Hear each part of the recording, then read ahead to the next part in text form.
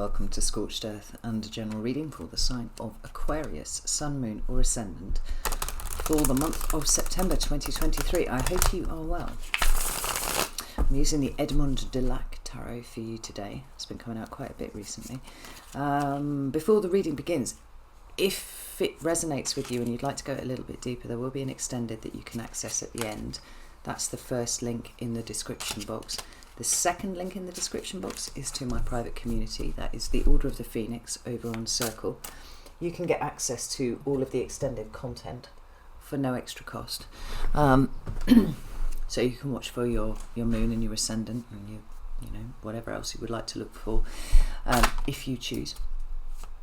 And plus hang out with a really extraordinary group of people, and they are extraordinary, I don't say that lightly. So if that appeals to you, you know what to do with that. Right, let's have a look and see what is going on with you, Aquarius. Now I have 3 cards for Aquarius. Okay, there's the first one. We have the High Priestess in your recent past. Can we have current energy? Yes, we can, apparently. We have the 7 of Pentacles appearing. Oh, let's flip this around so you can see. 7 of Pentacles appearing there in your current energy. Sorry, table's really busy. Cards are really busy, so there's quite a bit of busyness going on here, but hopefully you can see what's going on. What's coming towards Aquarius, please? Thank you. Fucking hell, I'm all the way down there. Let's go grab that. We have the Star with 4 of Pentacles at the bottom of the deck. Huh, how interesting. So I haven't used this deck very much. It's been coming out maybe the last 2 or 3 readings that I've been doing.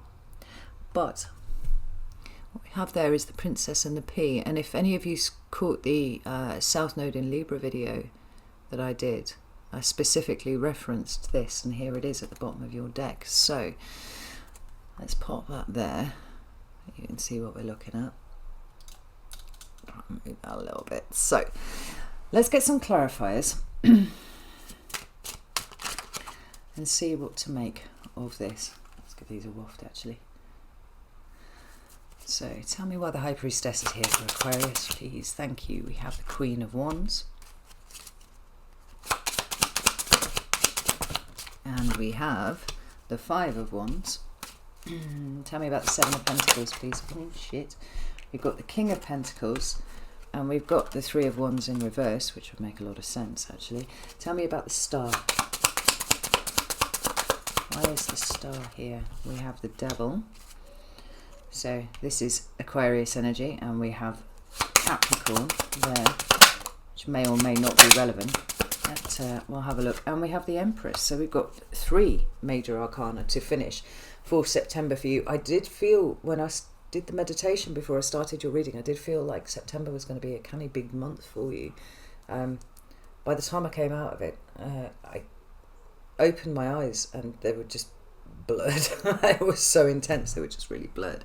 So we have Taurus or Libra here, represented by the Empress. At the bottom of this deck, we have the Hanged Man, which is a change of perspective. It can be sometimes a submission to something too. And there are lots of different interpretations for it, and we'll kind of dip into those as they become relevant through the course of the reading. But this is really striking to me, particularly since there seems to be conflict and frustration and restriction sort of peppered right the way through your cards here. You know, it's like we've got the good stuff and we've got the not so good stuff too. So maybe September is going to be a bit of a month of a roller coaster for you. I know the astrology is quite strong this month. I think we have 6 planets in retrograde at the moment, certainly at the point of recording this, and the entirety of September is going to be taken up with Mercury being retrograde, either actually retrograde or, you know, kind of stationing direct and winding down, but that energy is still very present until we've had that kind of like 3-week tail off. So that whole month is covered by cosmic energies that are suggesting that we kind of sit with where we are, work things out, tidy things up, reassess, rejig. You know, if you've got a word and you can put re on it as a prefix, then we're doing a lot of that, you know, this month. We're going back over things that already are in preparation for where we go moving forwards. And I think that you can expect there to be a corresponding amount of frustration, limitation, false starts, that kind of thing with it, because retrograde energy does not support the initiation of something new. And I wonder if it is that you are trying to initiate something new here, or at least maybe trying to get to the bottom of something that isn't working the way that you would like it to. That would be a good thing to do during this time, but it doesn't mean that it's going to be straightforward, you know. So we have the High Priestess here in your recent past. She's a beautiful card. She's a card of you know, wisdom, knowledge. I mean, unusually for the High Priestess, you know, she's usually depicted on her own, but the structure of the card is usually sort of encapsulated. We've got pillars on either side, and there's a tapestry hanging up behind her. You know, that she's kind of encircled. She kind of looks almost protected. You know, she's but she's very exposed here.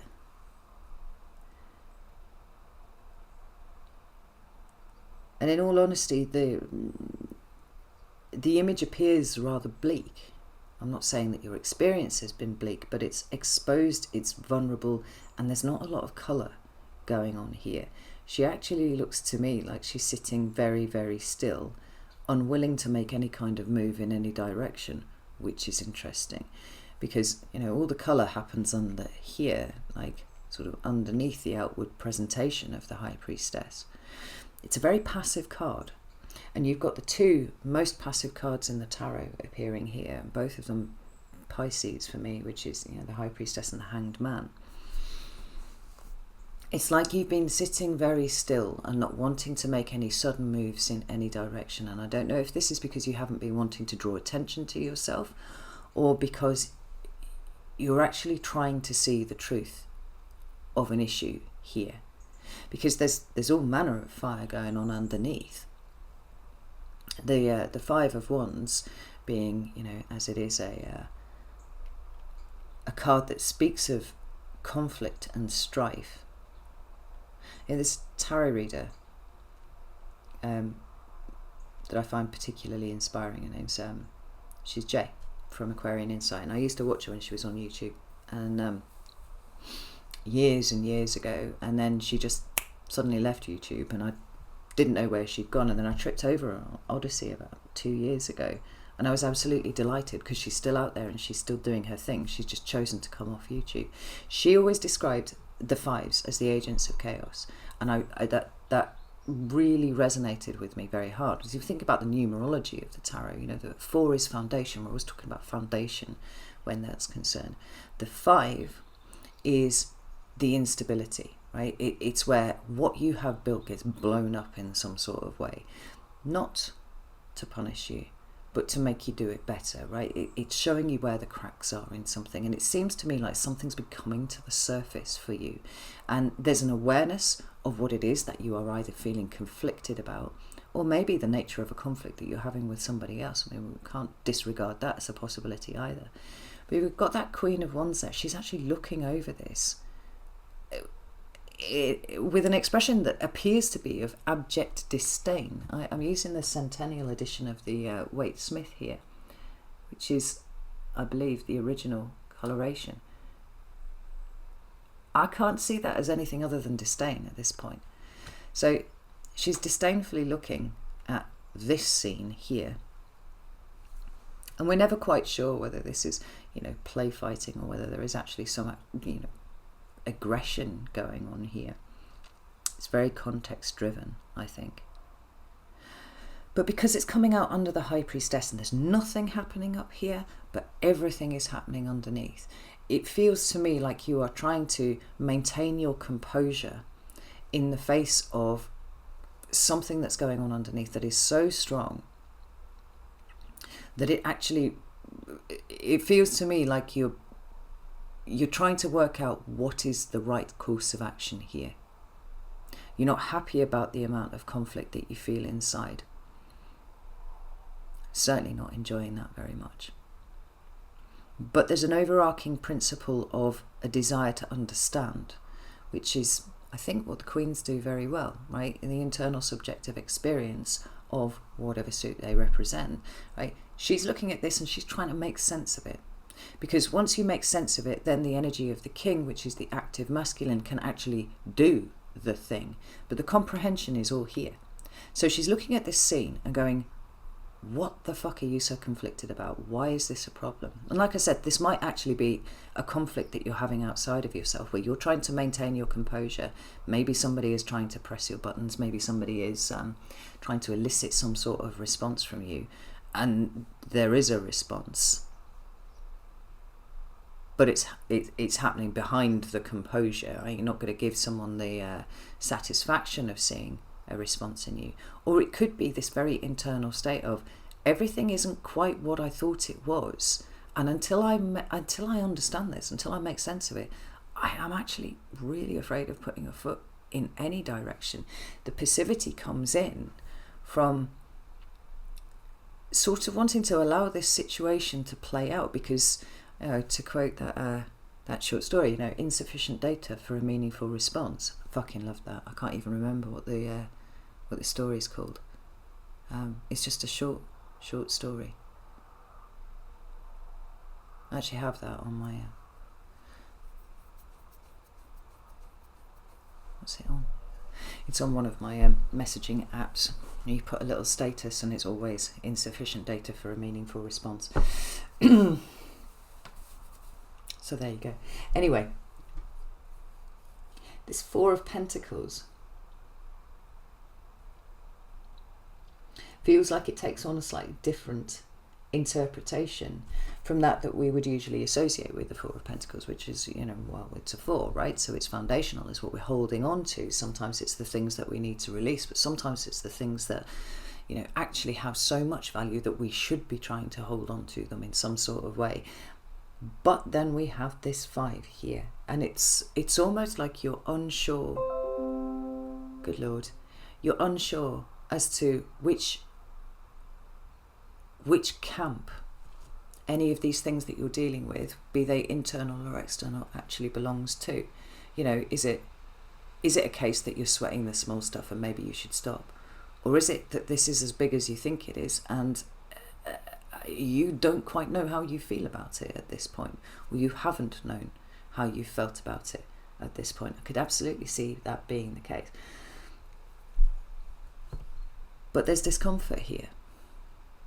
Something about what is foundational to you is now uncomfortable, and it doesn't matter how many mattresses you pile on to your bed, you still feel that discomfort. If any of you have not seen the Shadow and the Revelation, the South Node in Libra video, I would recommend that you watch it. I'm just going to link it at the end here. It'll be up here somewhere at the end of the video, so that you can have a look, because I do make specific reference to that, and I had no idea that image was in this deck, so that's a cool thing. Anyway, when we move on to your current energy, we have the Seven of Pentacles, King of Pentacles, and Three of Wands in reverse. To clarify, and when we talk about the Seven of Pentacles, that too, like the uncomfortable situation here, is a situation where what we have invested in and what we've been trying to create is not giving us the yield that we want, in the way that we want it. But it's interesting that this image should be coming out like this here, because I actually had this exact card come out for an Aquarian client yesterday. And the nature of what we discussed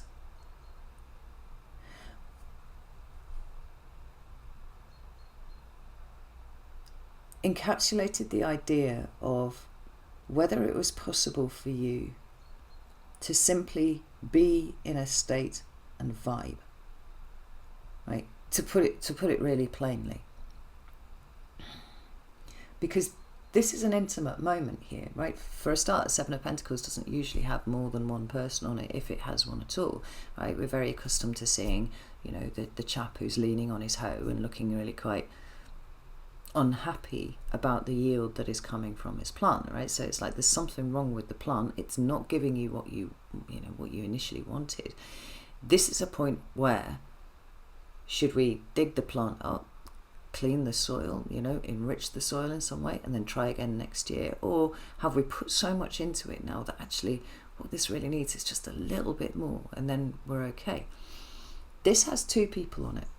So instantly we're thinking about interactions between other people. We're talking about relationships, and that's all relationships, not just necessarily your significant other, but the nature of what it is to be with another person and just to vibe, without feeling like there's any need for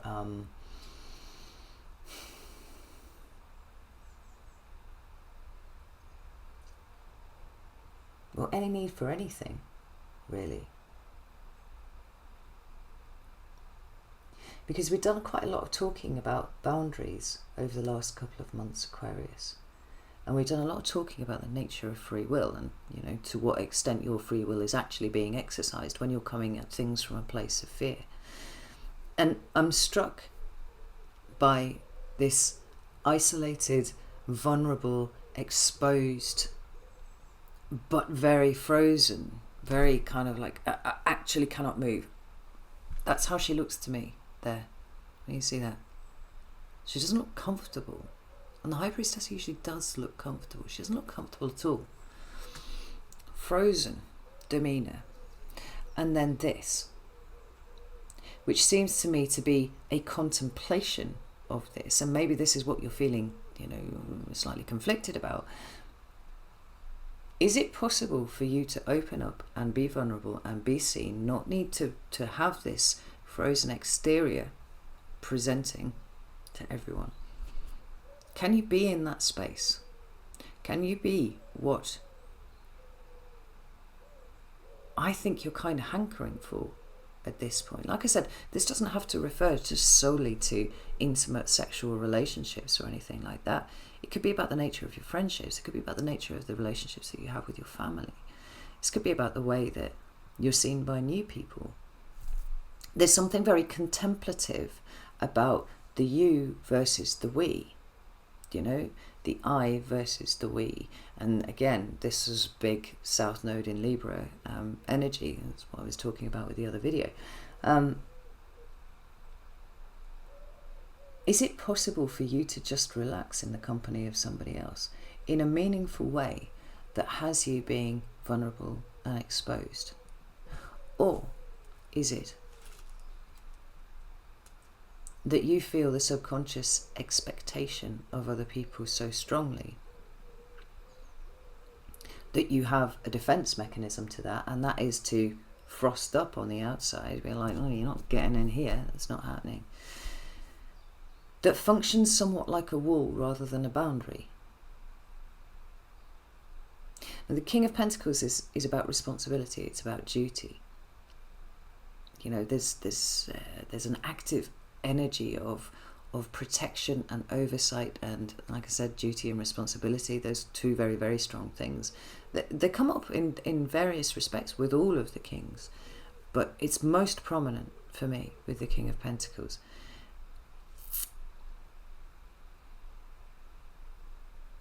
Because it's the Taurian nature of home and everything that home represents. Now, what's the preceding card to the Five of Wands? It's the Fool. It is my card of home, right? It talks about joy and celebration and all those kind of things, and it can indicate weddings and whatnot. But essentially, it is the creation of a foundation that is filled with joy. So for me, that card is, who are the people that you would call if you had some really, really good news? Who would be the people that you would call if you had some really, really bad news? Who would it be that you would lean on for support during that time? With this High Priestess looking frozen as she is here, and then the Five of Wands being here, this blowing up what has already been before, acting as an agent of chaos. Do you have what you thought you had?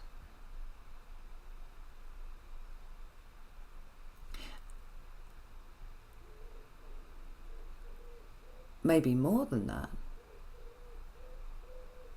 have you realised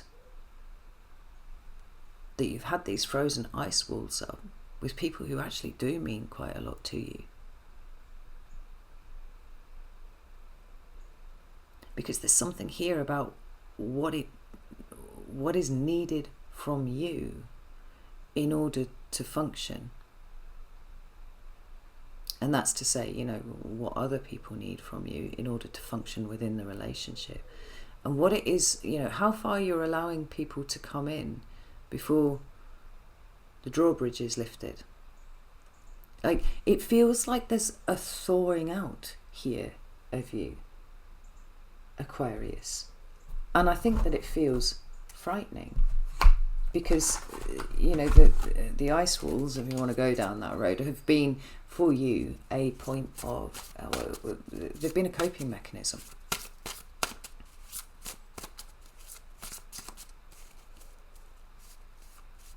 You know, Aquarians have a reputation for being a little cold and a little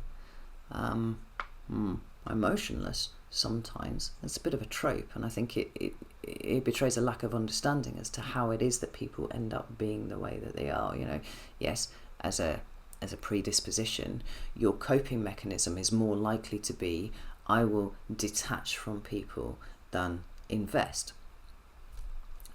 With Pisces, for example, the reverse is true, right? It's always about enmeshment, to the degree that they actually lose themselves in the middle of all of that. So for Pisces, developing a sense of self and the boundaries that keep them on that side of things is really, really important. But you seem to me to be, maybe this is what it is, wrestling with a need to be seen and a need to have your emotions play more of a role in your life than they have done up until this point. I mean, the King of Pentacles feels to me like it's perhaps a way that you have always done things.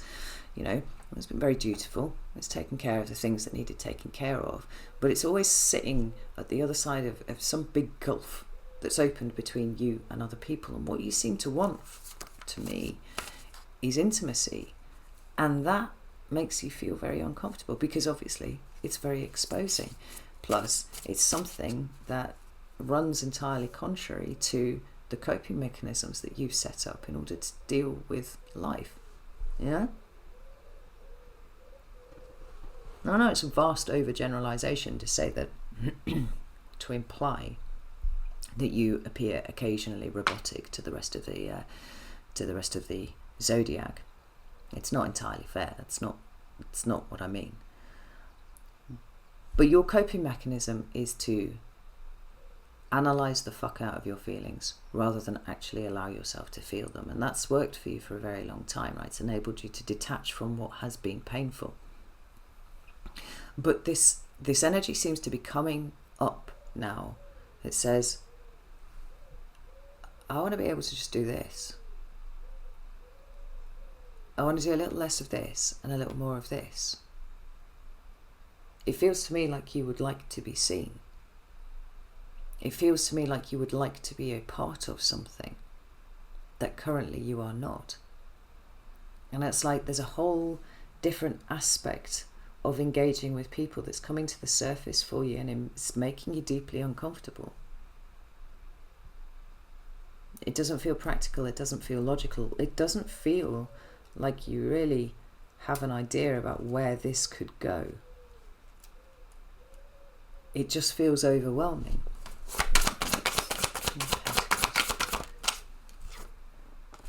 Five of Swords. Indeed. And the Knight of Cups. There's the Pisces energy again.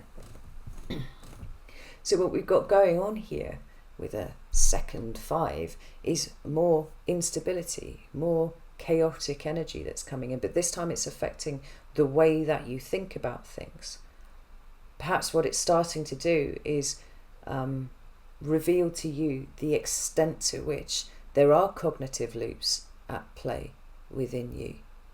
I mean, you seem to me to have been lost in thought, Aquarius, for several months now. It's not actually an unusual place for Aquarius to be, right? but challenging yourself on a level that it doesn't seem to me that you have done in a long time. It's like rolling you and your thought processes and who you are versus this alien feeling that's kind of coming up from somewhere that's making you feel deeply uncomfortable, and you're not comfortable with the fact that you're feeling deeply uncomfortable. And it's challenging these cognitive loops that it seems are starting to reveal themselves. And what better energy would there be for that than the energy of Pisces, profoundly emotional, where you prefer not to be? It would explain why it feels so overwhelming. The Three of Wands is about active movement in a particular direction. We've made a decision in the two, having been presented with a crossroads, and now we're going to gallop off and we're actually going to start manifesting this stuff. Like, it's not happening, it's not manifesting yet. There's no initiation, there's no movement forwards, because we're still kind of rolling around the hard, knotty problem of what it is that you actually want. Because I don't think that you're sure at this point, Aquarius. I feel like there are aspects of wanting to be seen. I feel like there are aspects of wanting to be held energetically and emotionally. There's stuff coming up that it feels to me like you have long since put in your shadow, because they're either bits of yourself that you have disapproved of, and if it was stuff like feeling emotion and actually feeling the pain of emotion too, then that has a whole level of discomfort in and of itself. But just the idea of being an emotional creature, it's messy and it's illogical, and it at this point, even the desire for it seems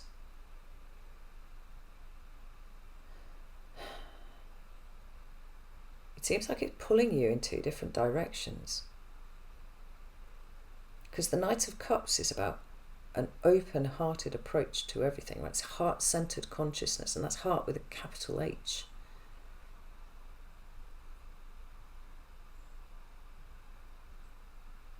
And that's not how you prefer to do things.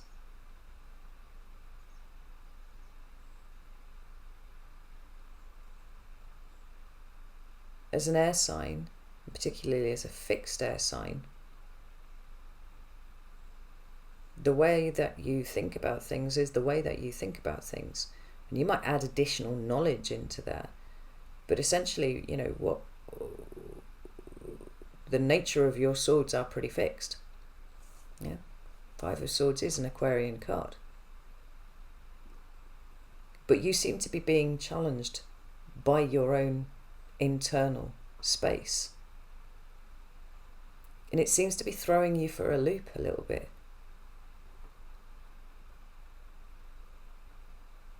The funny thing is, it's like it's abundantly clear that there's a kind of rapid evolution that's going on here. Because the bit of you that has been cast out into the shadow, and that would be the things that are emotional, and they've been put there because either they were not welcomed by the people that raised you. I'm sorry to always be flinging shit at people's parents, but truly that is where our understanding of reality and ourselves, our value, all that kind of thing, that is where that is formed. And if you were raised in a nurturing environment where emotions were valued, you would correspondingly put more value on them than you currently do. So whether it's a case of having expressed emotion at some point and being told to shut the fuck up because what do you even know about anything, right? Pushing everything getting pushed into the realm of the intellectual, right? And the good responses, TM, coming when you did the same. Or whether it is that you grew up in a situation where there were overtly emotional people around all of the time who just did not ever seem to be able to get their shit together because they were so emotional about things. What's the word that I'm looking for? Sentimental. Maybe excessively sentimental over things, or just completely surrounded with drama all the time, and you're just like, what the fuck? Like, it's very obvious and very logical that if you think about it like this is the right thing to do. Would you please get your shit together, parent, or, you know, older sibling or grandparent or something like that? And they just didn't get it. You witnessed that over emotionality and went, I am just not doing that. I'm not going there. I'm not involving myself in that. Whichever way it happens, the Knight of Cups got kicked into the long grass, not interested, but he's back. And he's back as the High Priestess, and he's back as the Knight of Cups, and he's back as the Hanged Man. There's an absolute revolution here, evolution, I don't know which way you want to put it, of your internal space, and I do think that it is making you very, very uncomfortable. As any kind of confrontation with our shadow is wont to do.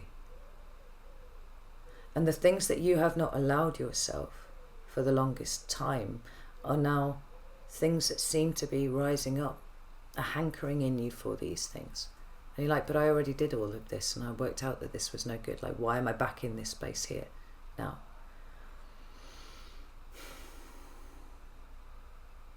It makes sense that the way forward would not be clear.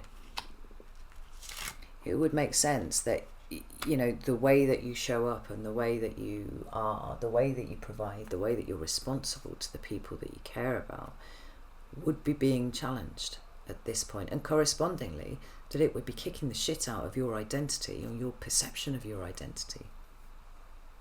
Which incidentally is a lot more fluid than most of us give ourselves any credit for.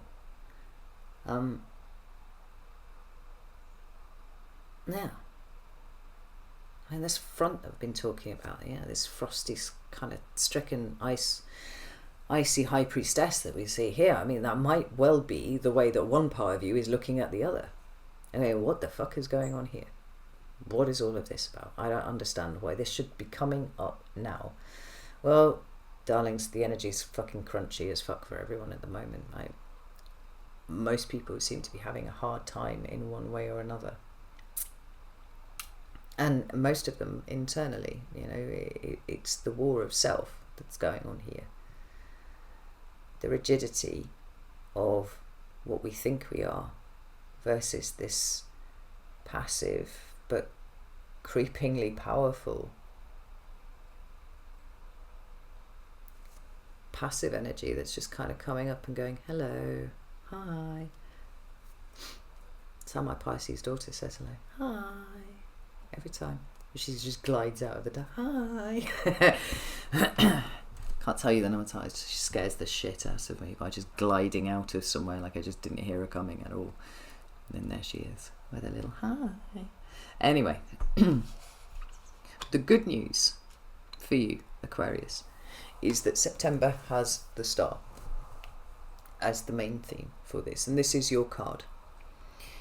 It's also a card of healing.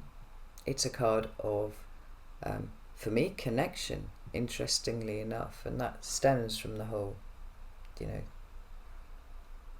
idea of following your guiding star and whatnot, and what circumstances must be in play for anyone to look at a star and decide that it's taking them somewhere, that it's leading them somewhere important, you know. Connection is really, really important there. But it also talks about clarification and purification of energy. I mean, let's not forget that the star card is the card that comes after the tower. You know, the tower, which is such an aggressive and violent energy of disruption and upheaval, is considered to be a very masculine card as well because of the phallic overtones of the tower. But correspondingly then, the star is feminine. It's the peace after the storm. It's where everything has settled, and, you know, it's that place where we arrive at, you know, we are where we are. And we take some time to reassess. We take some time to dust ourselves off and maybe wash this, building debris off us, the dust and whatnot.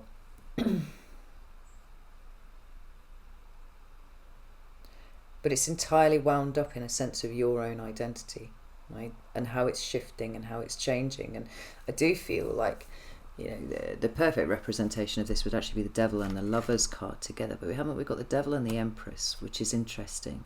And I think it's interesting because the Lovers has come up so many times for you in the last couple of months, and we've had these conversations about the Devil versus the Lovers, and the issue, as I was saying before, of the free will as represented by the Lovers, and to what extent you are actually even exercising it. Because if you are subconscious to, you know, the devilish energies of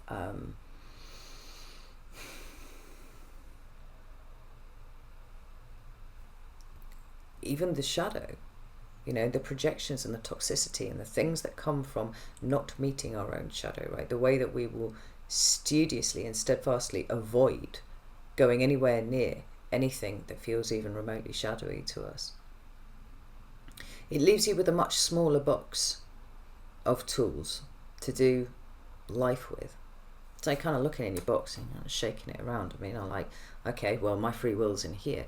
Well, actually, you know, you've got a whole room, but everything else you cast out, and now it's just sitting in the corners of the room and you're not paying attention to it.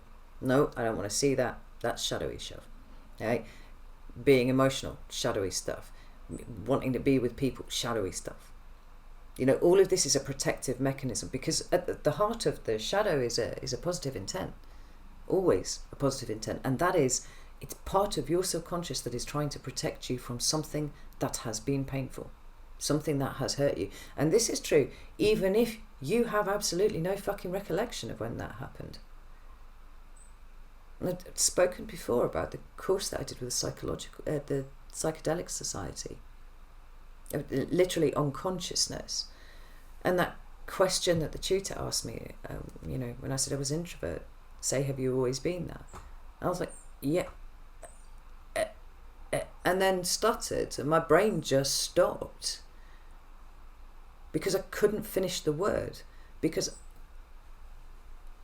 I was absolutely swamped by childhood memories of being anything other than an introvert. And it was the consequences of what that meant, not least the fact that until somebody asked me the direct question, I had no access to those memories at all. I mean, probably I might have done here and there, right? But I didn't put the thing together. And that's what I needed to do, was to put the thing together. So somewhere in the intervening, I don't know, coming up 30 years, not only had I put that part of myself in my shadow, I had put any acknowledgement of the fact that I was like that into my shadow too. So to my mind, I have always been an introvert. Right until the point where I was actually challenged on that. And then, then the truth emerged and it was anything but. That made me very uncomfortable. What do I do with that information now? When I feel like there's a similar sort of thing going on here for you. So although the Lovers would have been like kind of the obvious card to come up here, we have already discussed that at length. Maybe you have been rolling this around as a concept within you for quite a long time. Now, it seems like there's an acknowledgement of the fact that the devil exists, and the devil does hold things in here that are restricting you, and they are holding you back, not least because they're stopping you from accessing all of the tools that you would need to properly be a creature of free will. You know, that which you have always held yourself up to be, and then you're kind of looking at it and going, actually, that's not it. I've been operating within this very narrow window. And I've got the whole house if I want it.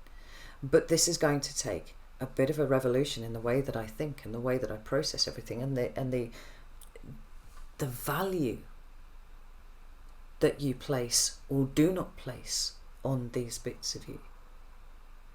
All of it needs to be embraced. All of it needs to be incorporated, integrated into you.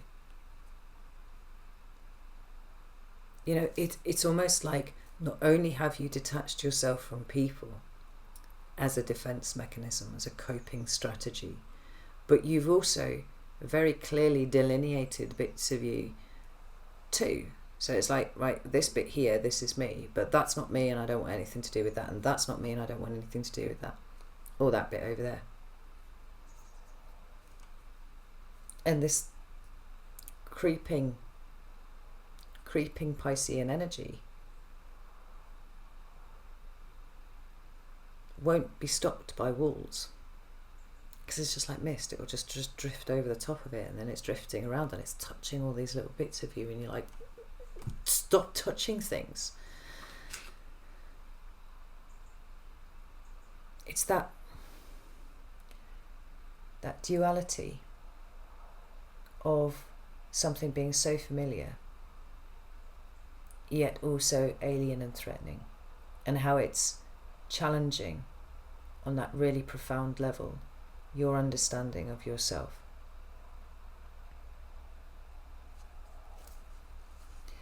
So the Empress, as the archetypal mother, also Taurian energy, it's also Libran energy, because it's both signs are ruled by Venus, becomes then a contemplation of creativity. Perhaps it is the act of being more creative, because as we well know, you know, there are many creative things that are contained within chaos. I mean, chaos is an inherently creative thing, right? Because in chaos, all things are possible, and then from there you try and weave some order, like you create a reality out of that. This is why people report when they do shadow work, suddenly they seem to be able to tap into something that they couldn't access before. It's something that feels inherently creative. And, you know, the Empress is the creative act. She's often depicted as pregnant, simply because she is gestating something, but she rules, you know, everything that is abundant and verdant and beautiful and sensual. She's fertility, of actual fertility, but also, you know, the fertility of the creative space. And I think it's really interesting how these cards have come up. We've got this character here in the star who is looking downwards at this, right? And when we talk about directions of travel, you know, we've got, sometimes we're going up towards the light and sometimes we're going down into the very centre of us. And she seems to be looking down into the centre of you. And what she's finding is both the Devil and the Empress. The Devil only has the power that you give him. He has no power of his own. You know, it just siphons it off. And the Devil's a fuckload smarter than people ever give him credit for. This is why this energy works, and works really well. This is why we so willingly give our power away, while we, you know, deprive ourselves of the things that we actually need in favour of what we think is for us. This is how people end up feeling stuck. This is how people end up feeling trapped. This is how people end up in a position where they think they're a completely sovereign being, and, you know, you look at the evidence and it's like you don't do a single thing for yourself. You don't follow up on your hopes and dreams and goals and aspirations because you're too busy doing things for other people, or you're too busy maybe avoiding other people, not engaging with people in any kind of meaningful way. Like, you haven't taken the chains off. You've gone, okay, well, this is where I am. This is reality. This is the expanse of, you know, where I can affect anything. And it's missing everything else around it. So in the act of looking down and seeing what there is that is sitting within you, there is both that which has been sapping and stealing your energy, emotional or otherwise, but then there is also the possibility of absolute expansion and beauty and all of the things that Venus covers, love and sensuality and all those sorts of things.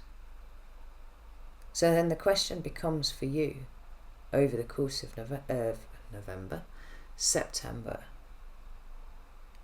which one of these gets the investment? Ace of Pentacles. What do you need to change your perspective on? What are you changing your perspective on? Well, I think it's possibly everything. But which one of these two energies gets your investment?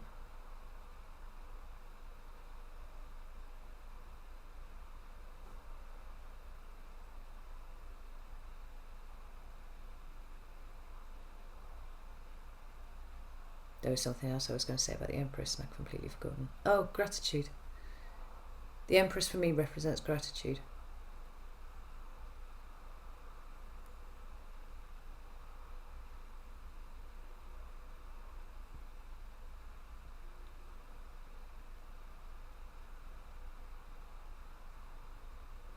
And it could be that you're looking for ways to express even gratitude to the devil. Because although he's been working away in the background and he's been absolutely responsible for this feeling that you have of being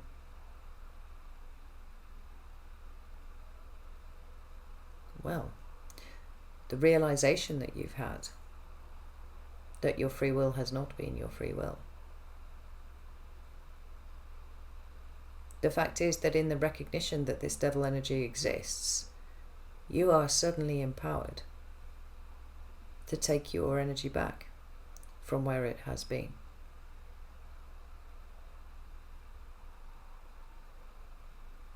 Like, which one are you going to feed?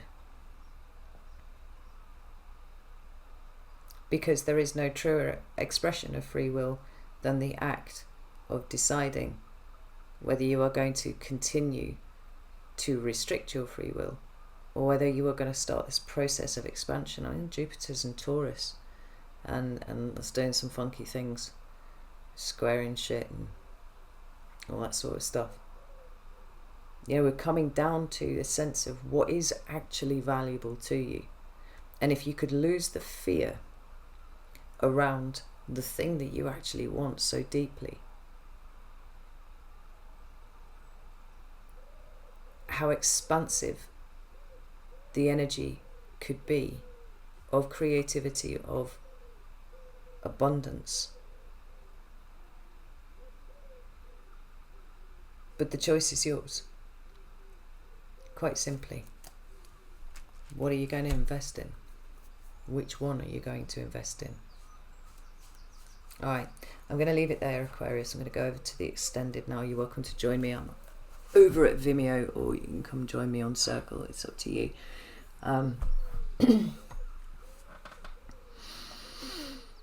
But if neither of those are your bag, that's absolutely fine. It's another month of kind of rolling around with the internal, but I do feel like you're getting somewhere this month. It isn't just about the revelations. It's not just about the discomfort. It's kind of arriving at a place where now you almost have all the information that you need. It's about how are you going to exercise your power, how are you going to exercise your free will in the choosing. You know, the devil relies on you being on autopilot. The devil relies on you being complacent. The devil relies on you sticking to default behaviors. The Empress is interested in creating something new, you know, expanding the things for which we can be grateful, the things that we find beautiful, the things that really hold value for us.